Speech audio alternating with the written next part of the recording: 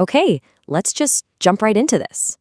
You guys remember the absolutely terrifying predictions at the start of the Iran war, right? I mean, everyone was holding their breath. We were glued to the global markets, bracing for what literally seemed like an inevitable, devastating global oil shock. We were being told to prepare for the absolute worst-case scenario. And it made sense. The media and top analysts were sounding the alarm and honestly predicting exactly what you'd expect in a catastrophe like that. They were accurately warning us about mass flight cancellations, gas prices virtually tripling overnight, which, would mean a massive, brutal hit to your wallet every single time you hit the pump, and even major cities facing rolling blackouts. And the crazy part, this wasn't hyperbole. It was based on the cold, hard math of global oil supplies. The world's oil was quite literally about to dry up. But here is the massive twist to the whole story. That catastrophe, it never actually happened. By all accounts, the world should have effectively stopped functioning about 4 weeks ago. Instead, the global economy was saved in total secret. And it was saved by the absolute last person you would ever guess, Chinese President Xi Jinping. It's an unbelievable story of geopolitics and economics, and in this explainer, we're going to break down exactly how China quietly saved the world last month. Section 1, the math of the mystery, counting down to a catastrophic deficit. So, to truly grasp the magnitude of what just happened, we have to look at the exact math of the global oil market and see how this countdown to a massive deficit actually played out. And it starts with this gigantic number, 100 million.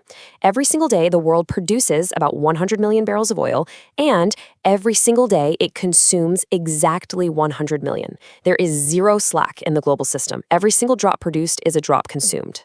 So, you can imagine what happened when the Iran war kicked off and Iran shut down the Strait of Hormuz. We saw an immediate mathematical drop. Boom. Minus 20 million barrels of oil instantly wiped off the global daily market. To put that into perspective, that's 20% of the world's power just vanishing into thin air.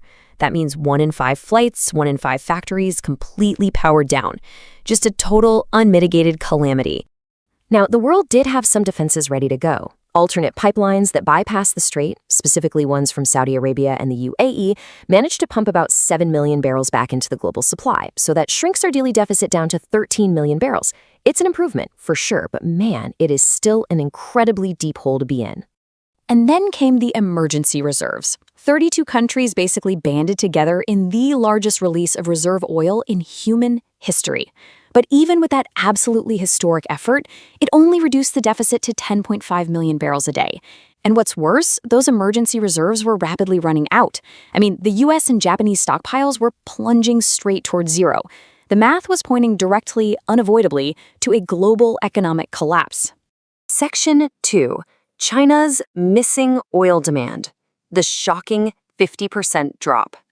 Right as things were looking their bleakest, market analysts at a firm called Kepler noticed something that just seemed impossible regarding China's demand. For decades, China's oil imports have been, without a doubt, the biggest story in the energy world, always growing, constantly fueling their massive economic rise. But right after the conflict started, China's oil imports suddenly plummeted by 50%. Literally overnight, they cut 5.5 million barrels a day from their demand. Guys, that is more than all of India's oil imports combined. By just magically erasing that demand, the global deficit dropped from a catastrophic level down to a much more manageable 5 million barrels. They effectively saved the world from collapse. But it begs the question, how on earth did they cut so much so fast? Well, they used a combination of super aggressive domestic tactics. First, they threw down a total secret ban on their refineries exporting fuels like jet fuel and gasoline. Second, they pushed their coal plants into absolute overdrive, burning record amounts of coal and even using it to make stuff like plastics and fertilizers instead of using oil. And third, they really leaned into their massive electric vehicle fleet and passenger rail network to keep citizens moving without needing gas. But here is the big catch. Even if you add all of those domestic tactics up, it only accounts for a fraction of that 5.5 million barrel drop. Section 3. A secret Manhattan of oil. The missing piece of the puzzle. Because those domestic cuts simply do not explain the full math. To find the rest of it, we've got to look at this massive number right here, 1.4 billion. That is the estimated number of barrels of oil that China had quietly stockpiled in these massive silos and underground caverns. To help you visualize that, it's enough liquid to fill a 12-foot deep tank the exact size of the entire island of Manhattan. It is the largest reserve on the planet, and it's exactly what allowed them to instantly cut off imports without their own economy even breaking a sweat. But where did 1.4 billion barrels of extra oil even come from in the first place? The answer is heavily sanctioned countries, primarily Iran and Russia. You see, China systematically bought up this forbidden oil using what's called a dark fleet of tankers. They would literally rebrand the oil as Malaysian to hide where it came from, route it to small independent teapot refineries rather than the big state-owned giants, and then handle all the money through these back-alley financial institutions like the Bank of Kunlun. And the real magic trick that made this whole operation possible was a brilliant currency hack. You know, the traditional global oil standard relies entirely on the US dollar, right? Which means it requires US bank processing and makes the trades fully subject to US sanctions. But China bypassed this entire system by paying in Chinese yuan. Because Iran and Russia can just use that yuan to buy Chinese manufactured goods, the trade works perfectly for them, and it is completely 100% invisible to the US financial system. Section 4, why did China do it? Unraveling the geopolitical motives. Okay, so they had the means, and they had this incredible secret stockpile. But the biggest question still remains.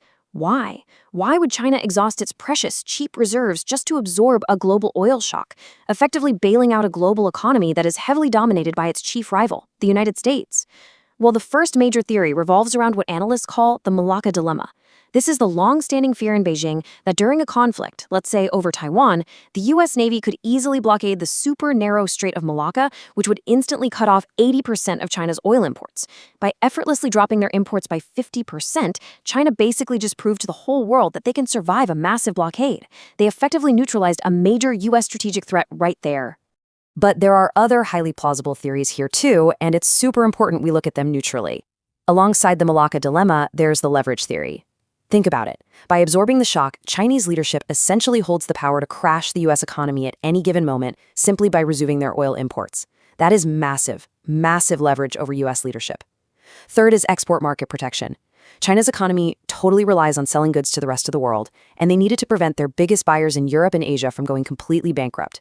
And finally, the global price weapon. Kind of like the 1973 Arab oil embargo, China just demonstrated that they literally have a switch to control global oil markets.